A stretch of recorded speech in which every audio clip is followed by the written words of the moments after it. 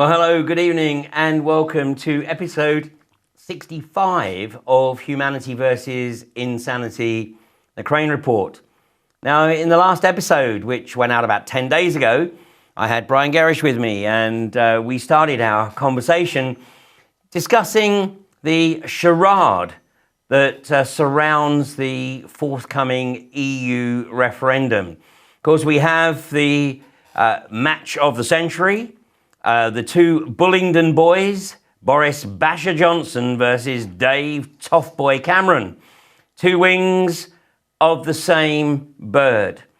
So apparently up until about 2.5 weeks ago, nobody can ever recall Boris Johnson ever having a view that suggested we should actually exit the EU. Yet he is now being given the task of heading up the exit campaign. And Brian, the pantomime continues apace. It's just quite amazing to watch. I saw Boris being interviewed by Andrew Marr. I don't know when that interview took place, last few days, I think. And what was very interesting is that Boris was talking trade. He was talking trade and trade deals and free trade. So he's for out, but he's talking trade. And this is, of course, exactly what Mike Robinson has been talking about, that the big trap is that we're supposedly out of the EU, but actually what we're locking ourselves in is to those trade agreements. So I think it's just a complete and utter smokescreen from this man.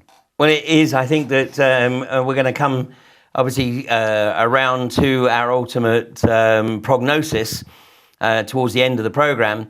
But let's have a look at some of the things that that are occurring right now. And, you have been doing some research here, and you've pulled together some documentation. Talk us through this, Brian. Well, what I'll say, first of all, credit where it's due, is this is documentation that was given to the UK column some time ago from a lady called Joan Martin. So if Joan is watching, I'm going to say thank you very much. These are news reports taken from the mid-70s through to about the mid-90s. And as you look through these newspaper reports, what you see is that time and time again, people were warning about what was coming. They were talking about the loss of sovereignty. They were talking about trade problems. They were talking about asylum, defence. Every subject is covered. Now we can look back with hindsight and say the people, the authors of those letters and the articles were spot on. So would you like me to talk through a couple Absolutely. of them? Let's have a look at this here. Okay, well, this is Christopher Booker. Yeah, so I've pulled out of the article just one quote, if you like. In all directions, we can see how our national life is being changed and distorted as a result of decisions handed down by this new level of government, which mysteriously rules over our lives from Brussels and which our politicians are so strangely reluctant to explain to us. And he's captured it, isn't it? Because we're in the situation at the moment where the EU's the big elephant in the room. We know it's there. We know that it's got hundreds of thousands of directives controlling our life. But for year after year, politicians seem to deny it's there. We don't want to discuss it. Well, to put it into perspective, I believe that since 1957, there have been 115,000 statutes passed by the EU, and not even 20,000 of those have yet come onto the British statute books, primarily because the civil service can't actually process them quick enough. In a lot of cases, these statutes don't even go through any kind of parliamentary review. It's simple rubber stamping. Well, this is the dangerous thing. The EU rules and regulations are not being debated in any form in Parliament. They're drifting in through the civil service and, as you say, being rubber stamped. So I watch the politicians today, and you say, are these people ignorant? Well, many of them are ignorant. They simply do not understand the volume of this material coming in through the civil service. Well, and the reality is, neither do the MEPs, because one of the facets that a lot of people don't seem to be able to grasp is that the European Parliament is not democratic in any way, shape or form. The European Parliament is simply a consultative body. So the MEPs have absolutely no legislative powers whatsoever. And in fact, the legislation is, in most cases, determined by bureaucrats. It's actually up to the MEPs to identify things that they want to discuss and to bring them up in Parliament. And if nobody picks up on anything, then it is simply rubber stamped by the bureaucrats in Brussels. Absolutely, a vast machine. And if for those of us who are old enough, we think back, whatever we want to do, 20 years, 30 years, and you say life was simpler in this country, things worked, it was more relaxed. And now we've got this massive onslaught of rules and regulations, and people are now beginning to feel it. This country has got a deeply oppressive feel to it that gets worse as each year goes by. When you talk to people who've been overseas, expats, they've come back. A lady came back from China fairly recently, and she said to me, I could not believe the feel in this country. So she'd been living in China, you say, pretty austere country, comes back to Britain and suddenly, whoa, everything's changed. And it's a creeping agenda. We keep using this phrase, but we met the elderly German lady. She'd been through the war, bombed out on 2 occasions. She'd seen the rise of the Nazi regime. And the thing she said is that the whole Nazi agenda was brought in like the drip, drip, drip of an anaesthetic. A little change here, a little change there, a bit more power to a public official, change in uniforms, more power, you can come into your house. 1 minute it wasn't there, and the next minute the state had closed in. And that's exactly how the European Union agenda is being brought in now. Well, and it also explains why it is that Parliament is primarily empty, except on Wednesdays, or unless, of course, there's a vote on MPs' pay or expenses, then it's packed out. But most of the time, Parliament is empty because there's actually nothing for them to do. Well, they also can't risk any proper debate starting in Parliament. So you don't want MPs in Parliament, because if they get there, they might actually discuss something. The rumour mill starts. So they've got to keep people out of Parliament. In general, they're very successful at that, apart from pay, as you've mentioned. The other thing we've seen today that politicians are keen on is cleaning for the Queen. And I believe that 90 MPs have come together to say we should clean the country up for the Queen's birthday, to which I say I'm all for cleaning up the country. Let's start with the paedophiles in Westminster. Well, absolutely. But I just on that point, I picked up an article today which said that actually there's a number of local authorities who are using this as an opportunity to actually dispense with their street cleaners on the payroll. Well, if they can get something on the cheap, they're going to do it. Probably what we should be saying to people is if your local council is cutting back on street cleaning, get in there and find out how many tens of millions, hundreds of millions they've got in their reserve accounts. Because we know this is the case. They're pleading poverty, but they are sitting on tens of millions for the small ones, hundreds of millions of what they call unusable reserves. Indeed. Yeah. Okay, well, let's continue with some of these articles that predate what's occurring here.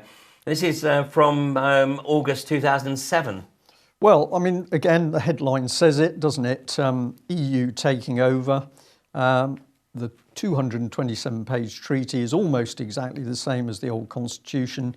And here's the killer, is another discrete, this is the gradualisation, discrete but giant step towards a federal government of Europe. And of course, this is the Lisbon Treaty, which supposedly replaced the previous treaty. And of course, this is the one that Gordon Brown tried to pretend he really didn't want to sign. And so he refused to participate in the mass signing ceremony, but then made a discreet trip across to Lisbon. Yeah, didn't Miliband go with him on one of those occasions? To quietly sign it off. Yeah, but we have article after article, letter after letter, warning and warning what the EU really is. And you could say, well, okay, we've got a particular proportion of the population who were particularly negative about the EU. That could be one accusation. But when you look at these letters with hindsight, you find that invariably they're well researched. People knew what they were talking about. They were talking about change in laws. They're warning about key issues: loss of sovereignty, loss of control over the military, which we'll speak about a bit more. So we've got 20 years worth of material here, all saying, for goodness sake, wake up, because Britain is being taken over. But the scripts are there for anyone who actually wants to put in the effort. I mean, we can actually even go back to Edward Heath, and we now have in the public domain the documentation that shows that Edward Heath knew precisely what he was doing when he misled the British public into believing that it was a pure trade agreement, the European Economic Community, when actually he knew very well that this was the start of a process to effectively erode national sovereignty. This is it, deceit, absolute deceit. And I think I did mention him the last time we were together, but I'll mention him again, a gentleman called Dave Barmby, who's done brilliant research on documents released after 30 years, some of them declassified secret documents. In those documents is the evidence to show that basically the whole of the agenda to get us into the EEC was carried out by deceit, including using the civil service to act in a political way, to assist with letter writing, and the powerhouse behind it all was the European movement. So funded by European money, operating in UK in order to deceive the British public to thinking that the EU was something worth supporting. So Ted Heath, a liar. We're talking treason here. And ultimately, of course, it is the security of the whole nation at stake. So people out there who say, oh, well, no, I go on holiday to France and it's a lovely place, you simply have no idea what's coming, and coming very quickly now, I think. Well, and the problem is that when you go visit to a country, you or even live there on a temporary basis, you don't actually get to necessarily get into the depth of what's going on in their politics. No, this is true, although I think people must be becoming aware to some point or other now, because, of course, since the Paris attack, we've got massive clampdown in France, and it's beginning to show in areas. Certainly the armed police on the streets, or the military on the streets. Indeed. Yeah. Indeed. But, and of course, here we have, I remember this from 30 years ago, Prescott's map. This was when Prescott was actually pushing for the regionalisation across the country. Well, of course, and the deceit that was carried out was they brought in the regional assemblies, and then they tried to say, oh, well, what we need is elected regional assemblies. So they then held votes on whether there should be elected regional assemblies. And of course, without fail, people said, we don't want these quangos. But what people didn't realise is, of course, that when they had refused the regional assemblies, the regionalisation policy simply carried on, which is why we now see that there's grouping up of county councils, there's grouping up of the police. So UK's police districts are slowly surely being grouped up. So they are heading towards regional police areas. The regional identity is just carried on. And this is European policy, but it's never declared as European policy. And if their ultimate goal comes into being, we are right now sitting in the European region of Transmanche. Well, that's true. Where basically we've got part of northern France supposedly controlling part of the south of UK in an arc. But the other area we're sitting in is the southwest region, which interestingly is UKK. Now, you could just say, well, these are simply designated letters to name the area. But I'm going to say I've always had a sneaking suspicion that the K was for control. I believe that the southwest is a very significant area.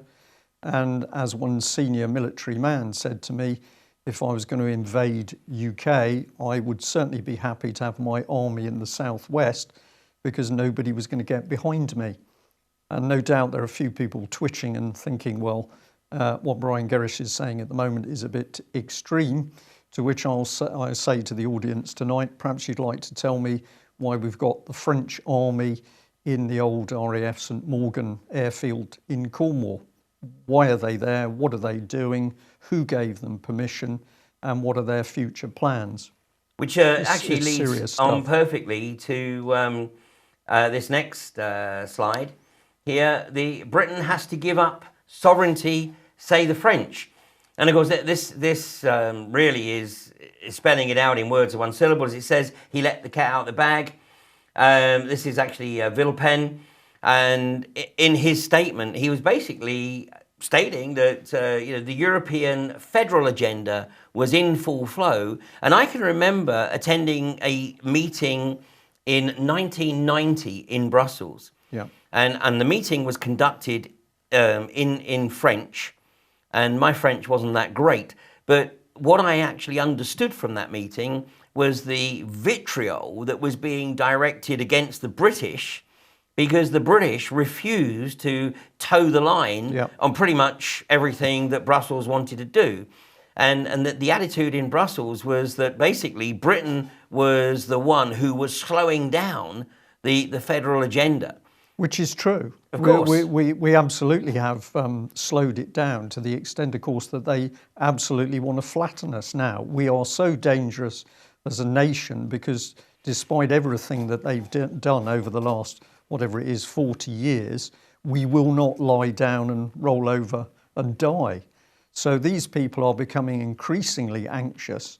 And the other thing, I think, to be fair to the French, we should remember that the politicians who are coming out with these statements are the sort of political mould that our own politicians, they are arrogant, they are living their own reality. There is going to be a utopia once everybody's been transformed into the new system of government. So these are aggressive, arrogant people anyway, and there is an undertone that they absolutely hate the British because we've got a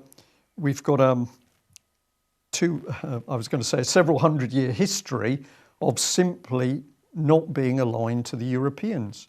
And what I find wonderful is that you see over the last 50 years, great deal of new people coming into the country, but they have to large part assimilated and they adopt British values. And it's almost like, well, it's not almost like, they also have this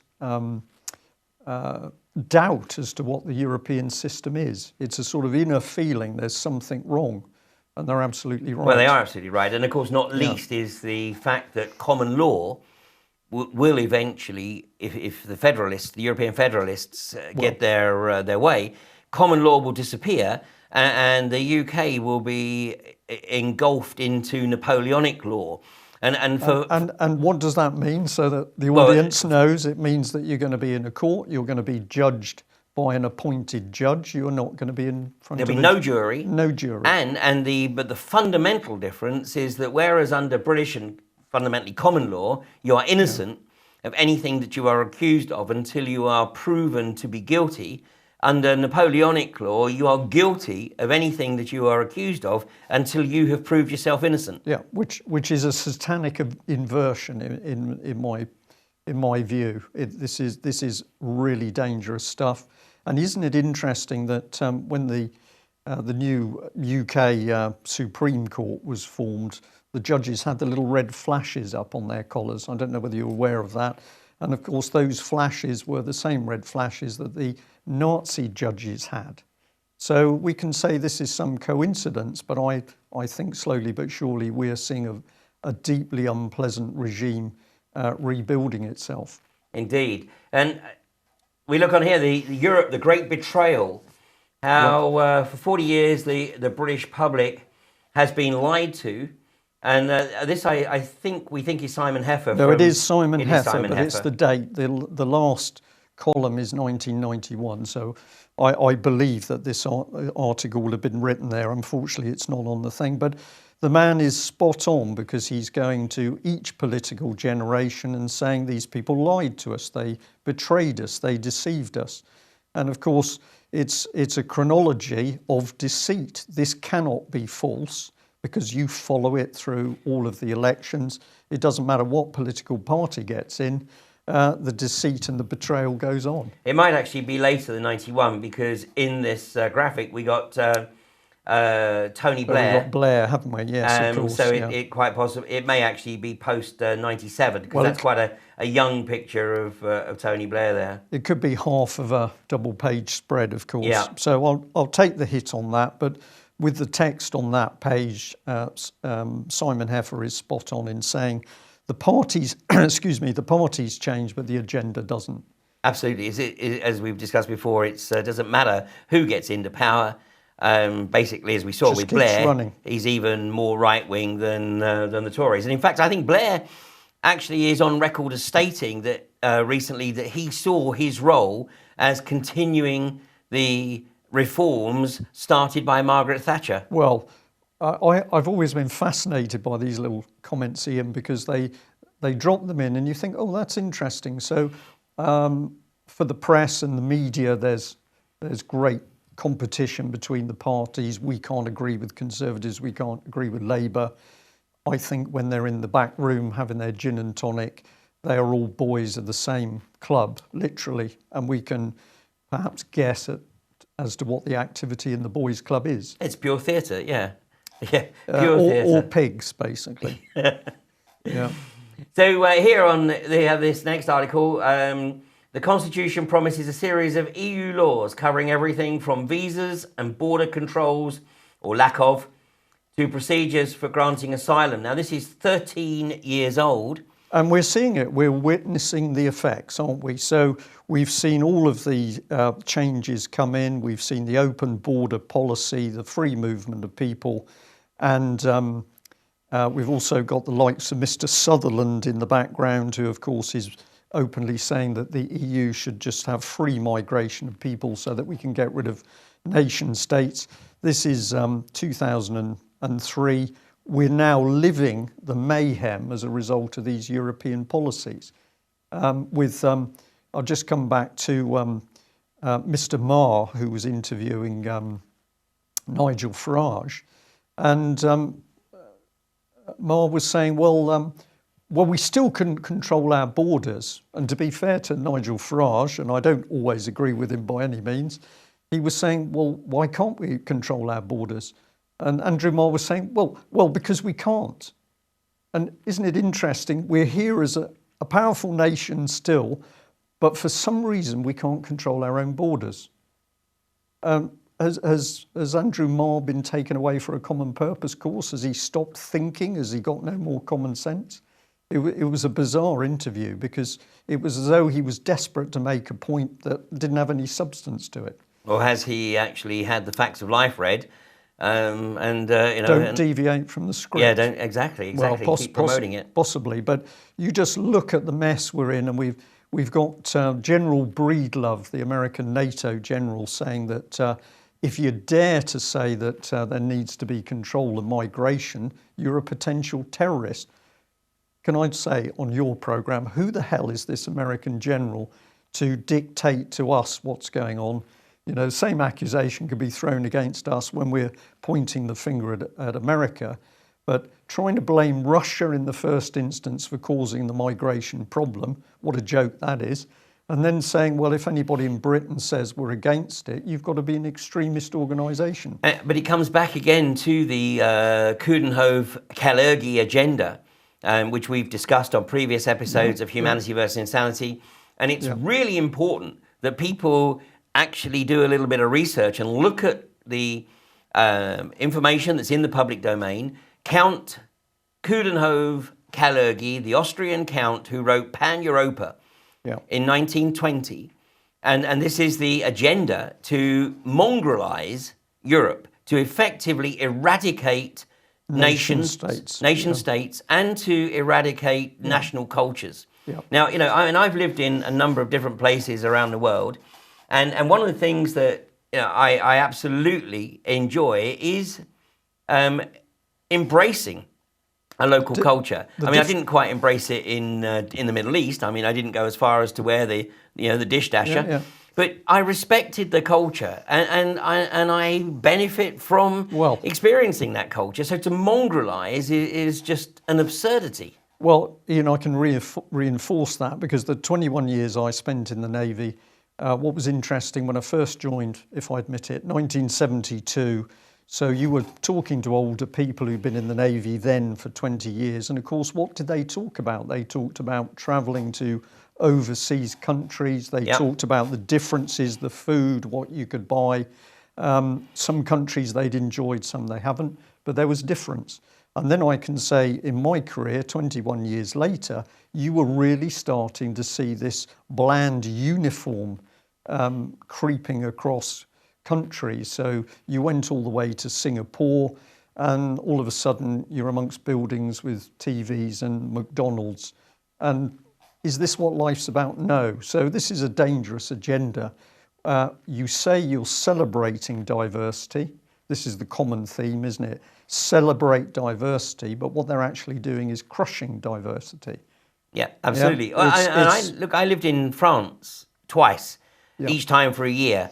1990 in the western suburbs of Paris, and I have to say I enjoyed the hell out of it. Yeah. You know, I enjoy it because it was wonderful to live in that culture and embrace that culture.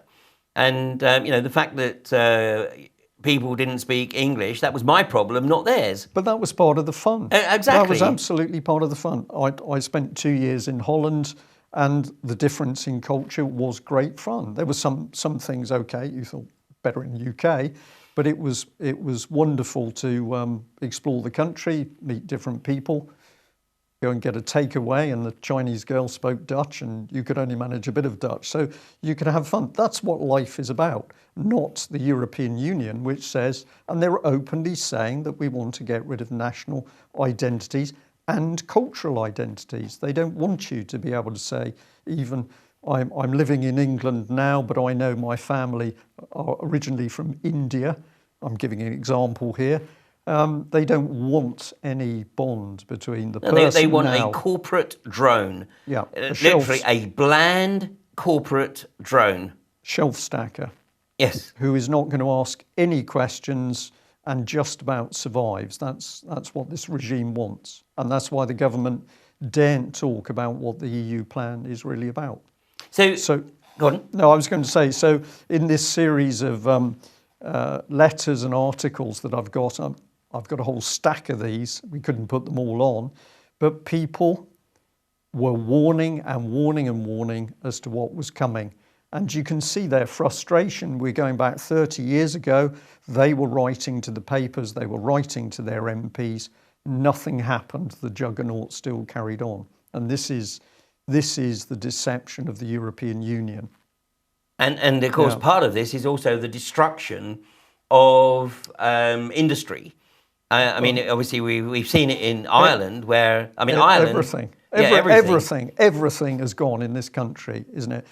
Steel is just about gone, but the coal mining is gone, the shipbuilding is gone, the car industry is gone.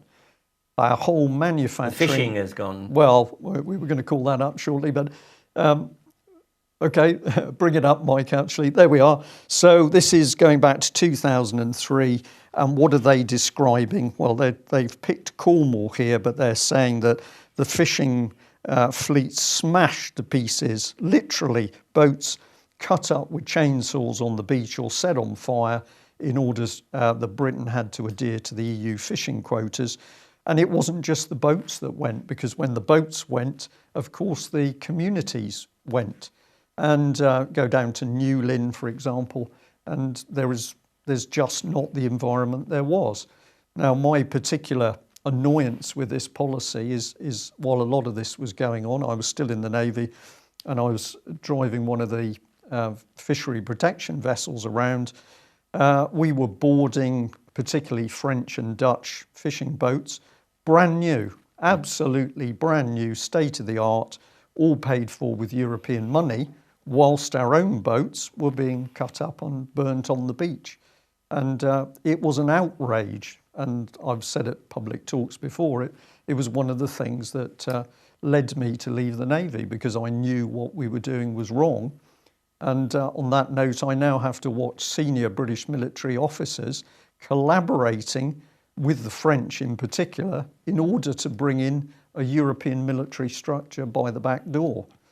It's treason, and I believe that these officers are guilty of treason. At the moment, ignorance, they don't quite realise what they're doing.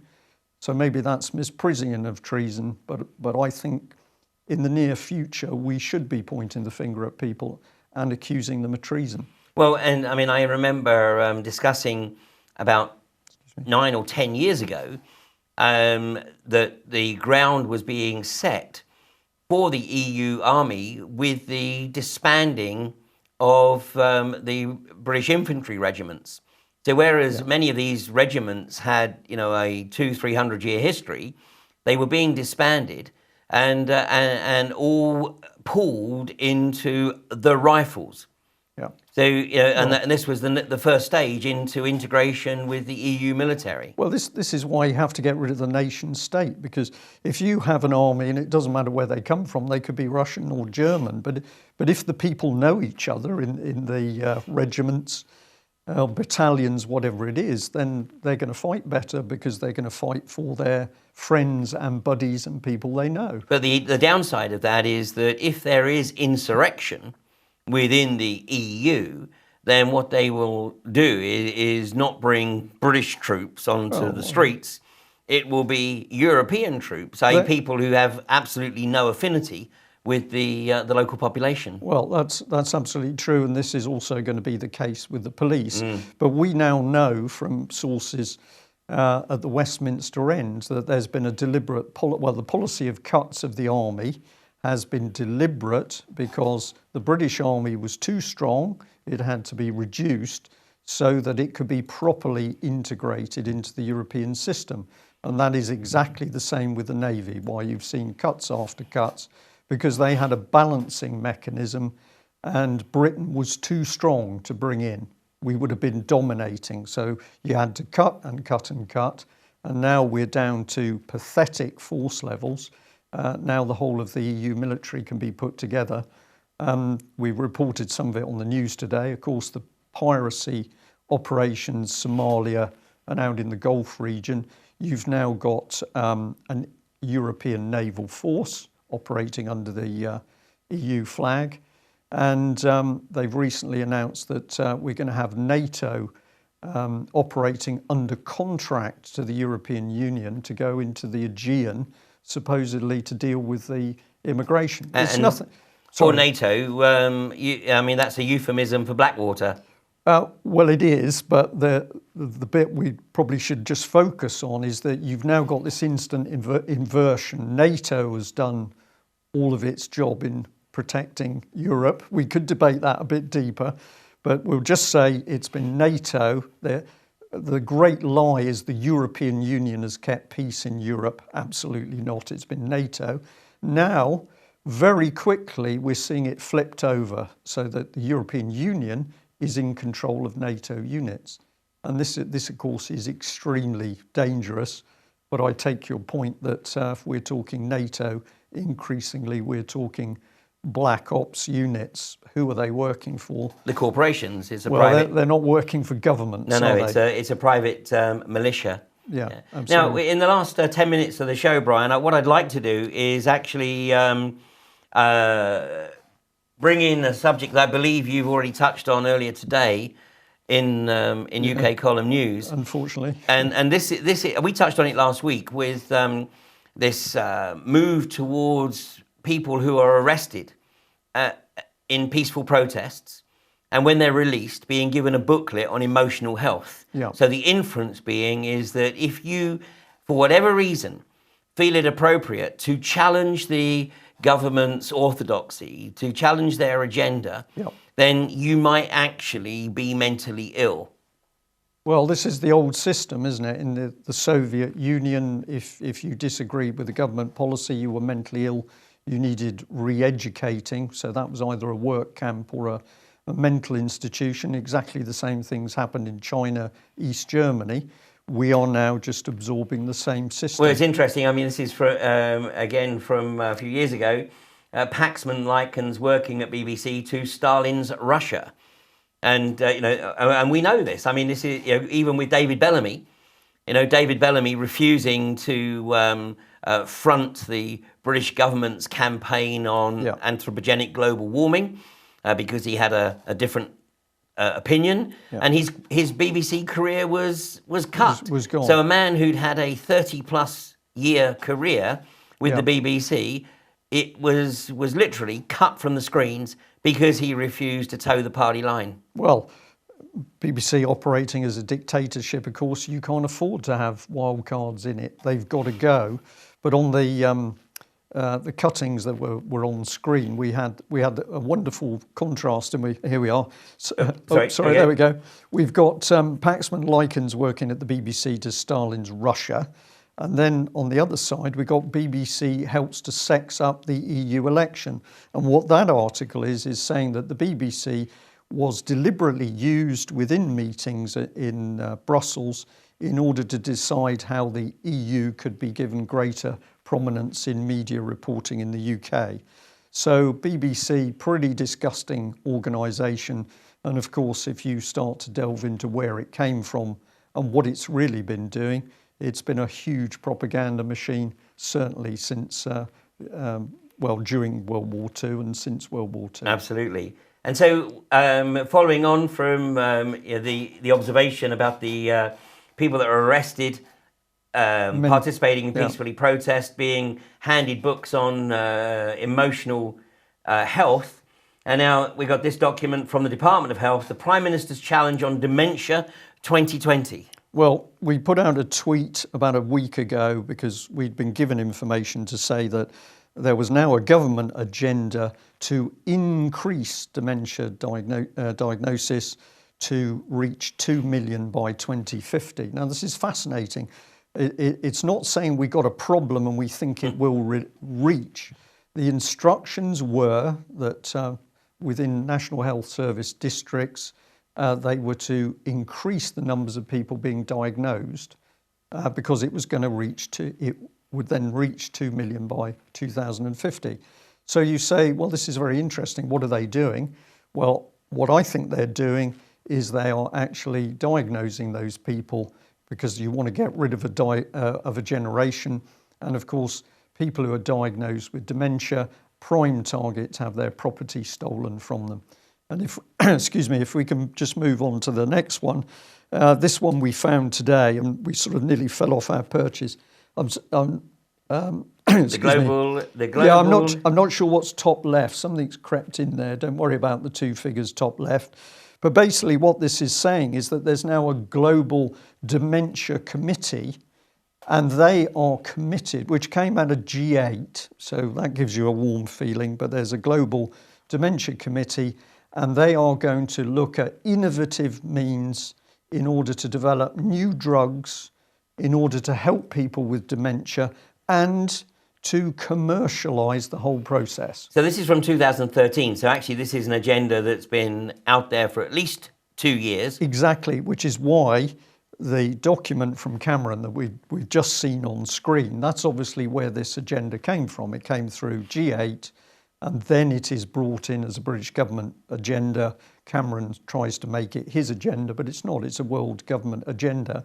And what is really creepy in what that committee says is that they want to make all these changes to commercialise the whole system within a generation. I think they're now at a point where they say they want to remove a whole generation in a generation. They want to remove the generation that is still capable of critical thought. Correct. So basically what they're working on is that the generation that's coming through will be sufficiently programmed to not be a problem. And we're seeing this because, it's only 30, 40 years ago that the National Union of Students was a political force majeure. But today, it's a complete irrelevance in the political arena. And whilst there are individuals within the National Union of Students and within the universities that are still capable of individual thought, basically there's no organisation. And in fact, of course, it's being killed with political correctness and the demonisation of anybody who basically dares to think outside the box. Well, we had the case, which we did talk about, of the 15-year-old boy at school police are called because he dared to look at a UKIP website. Yep. But this is exactly it. They want to get rid of the people that are old enough, mature enough to remember how things were and can therefore see where we are, where we're heading. And they're going to remove them. And if I've got people, or we've got people in the audience tonight who are saying, well, they wouldn't do that, would they? They are doing it. We are now getting report after report of literally a killing process going on through the NHS and the care home, residential home process, where elderly people are being deliberately dehydrated and starved and drugged. In comes your dementia. And they are dying, but also their property is being stolen. It's euthanasia. It's euthanasia of the useless eaters. Genocide. It is genocide. And of course, what we have within the schools, we have the PREVENT programme, identifying the independent thinkers who have the audacity to go against the orthodoxy. So they will be identified. Yep. Obviously, we have the surveillance agenda to monitor people through their adult life. And then, for those who are of the generation that are still capable of independent thought, you go to the doctor says, oh, while you're here, I'm going to do an analysis of your mental state. And before you know it, you've been diagnosed with dementia. I will tell you that about 3 hours ago, I had a call from a lady who watched our lunchtime news, said, this is very spooky because I got a call from my GP today to say, would I come in from medical, because I was of an age where I should have a medical checkup. I went in, blood pressure, all the usual things, and then we need to give you a cognitive test. What's that for? Well, it's, have you got any family history of dementia? So now we've got dementia almost being passed on through generations. Nobody is talking about what's causing the dementia. All they're doing is saying, we're going to make UK dementia friendly. We're making Plymouth a dementia friendly city. And I assume I'm not alone in having leaflets through my doors to say that my village is going to become a dementia friendly village. Well, if let's just take a look at what's coming up probably in the next year, because I think the referendum is a total charade.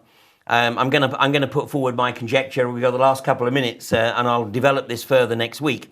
But I think that we are being set up for a result that will take us out of the EU. I don't think it matters what people vote. Postal votes under the control of Peter Lilly will be used to bring us out of the EU. So once we come out of the EU, then David Cameron is probably going to have to resign.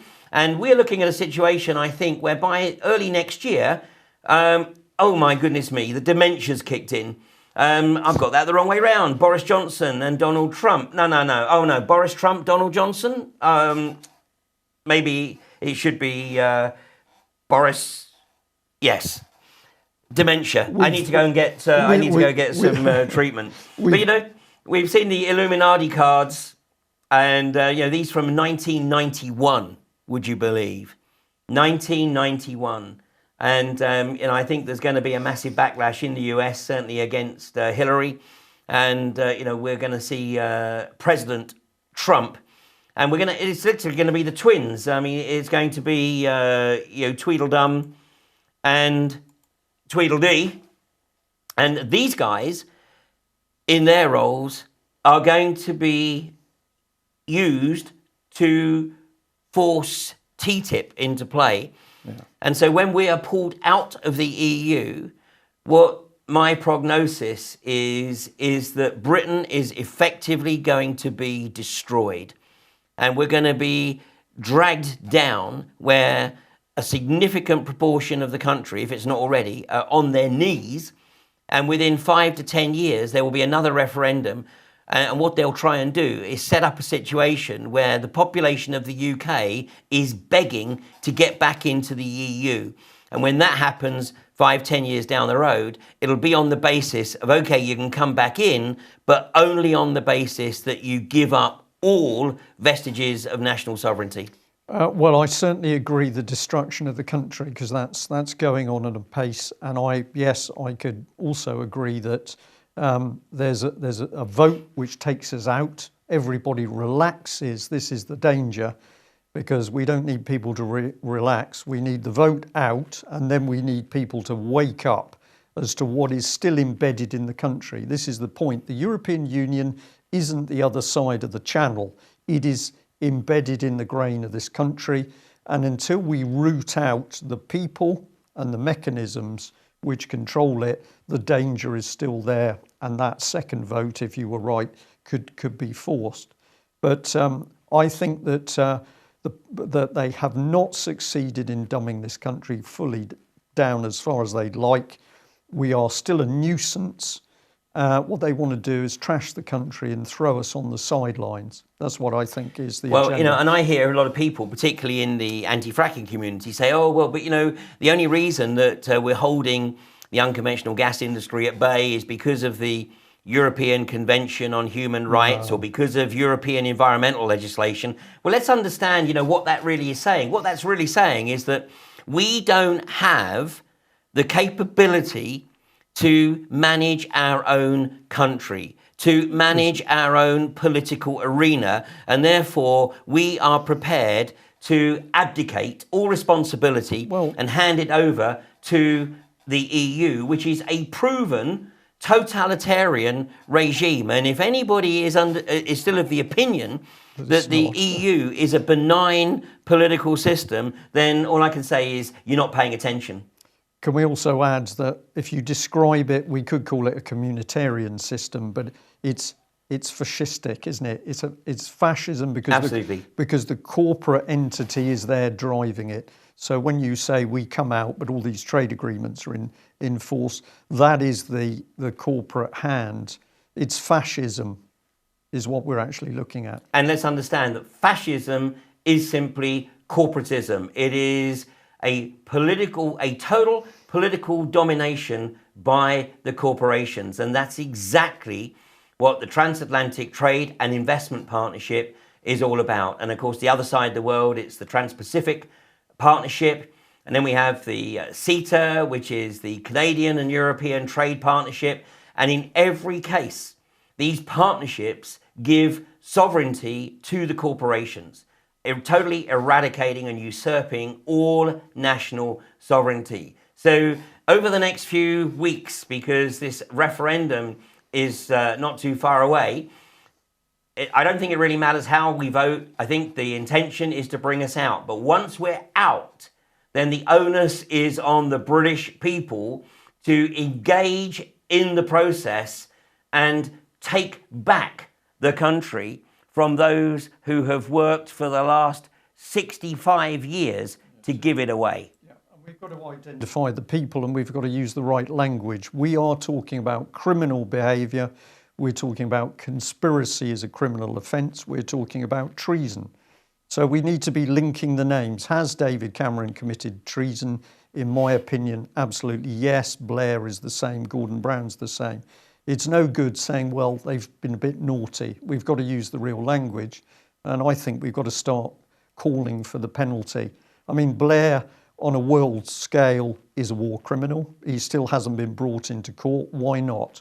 Because they daren't. Because if he came in, of course, that's the first domino going down. But people have got to use the language.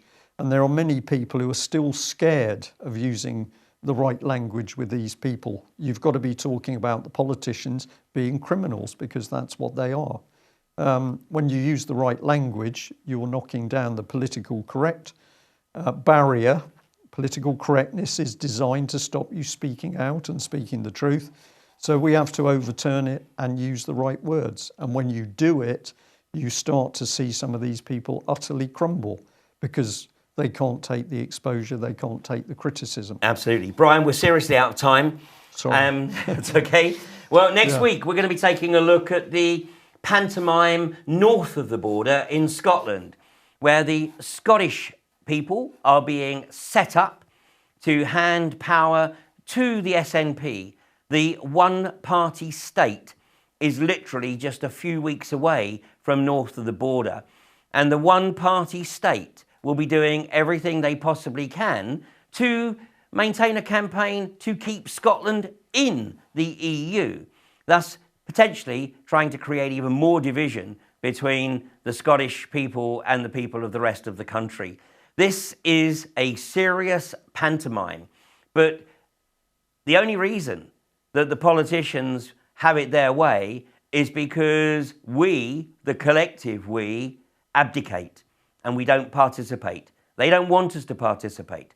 We have to change that. We have to get involved, and we have to ensure that future generations are not condemned to lives of bland corporate slavery. So thanks very much for joining us. Thank you, Mr. Gerrish, for being my guest. Pleasure. And I'm sure we'll have some more discussion before this fateful pantomime that is going to be played out in June. Well, there's a lot to play for. There is indeed. So thank you very much. And for regular viewers, I'll be back in 45 minutes with tonight's episode of Fracking Nightmare.